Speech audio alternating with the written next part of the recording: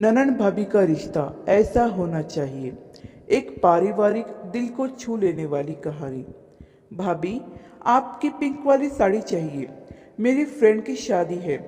मीरा की ननन साक्षी ने मीरा से कहा तो मीरा बोली, इसमें पूछने की क्या बात है, अलमारी खुली है, जाओ ले लो। साक्षी बोली, भाभी मेकअप भी आपको ही करना पड़ेगा। मीरा मुस्कुराते हुए बोली, अच्छा ठीक है। यह कहकर वह अपने अतीत में चली गई। मीरा के दो बड़े भाई थे, उनकी शादियां हुई, लेकिन भाभियां कभी मीरा से प्यार ही नहीं करती थी और उसकी मम्मी से भी अच्छा व्यवहार नहीं करती थी। मीरा ने सिर्फ एक बार अपनी भाभी से बैग मांगा था, तो भाभी ने बहुत ही अपमानित करते हुए कहा था कि इतने महंगे बैग की तुम्हारी औकात नहीं है, ये मेरे मायके से मिला है। जबकि मीरा के भाई की तनख्वाह भी बहुत अच्छी थी, घर में कोई भी कमी नहीं थी। मीरा के पापा की भी बहुत ही अच्छी नौकरी थी।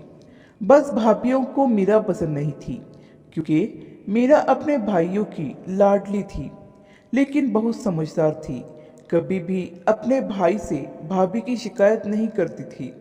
मीरा के संस्कार बहुत अच्छे थे, वो रिश्ते बनाने में विश्वास रखती थी।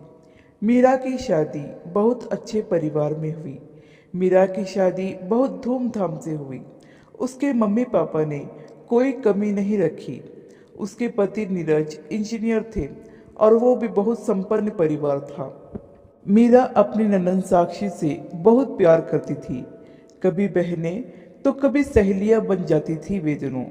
सासू माँ मीरा के व्यवहार से बहुत खुश भी थी और संतुष्ट भी थी कि बहू अच्छी है तो मेरी बेटी का मायका सदा बना रहेगा। मीरा ससुराल में बहुत खुश और उसके व्यवहार से ससुराल वाले भी बहुत खुश थे। मीरा ने सबके दिलों को जीत लिया था।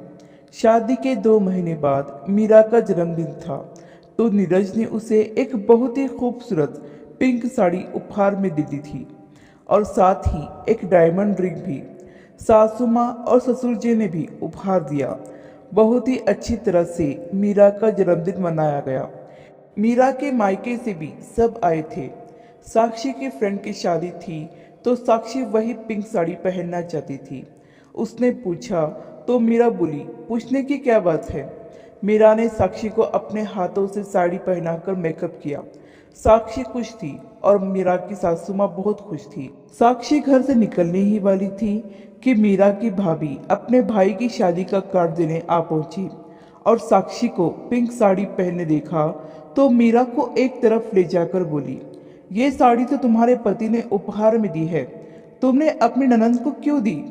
तो मीरा बोली, भाभी रिश्ते ऐसे ही होते हैं, प्यार सम्मान से नहीं अपनों से होता है। साक्षी के पहनने से साड़ी किस नहीं जाएगी, बस साक्षी का दिल खुश हो जाएगा। अगर वो खुश है तो मैं खुश।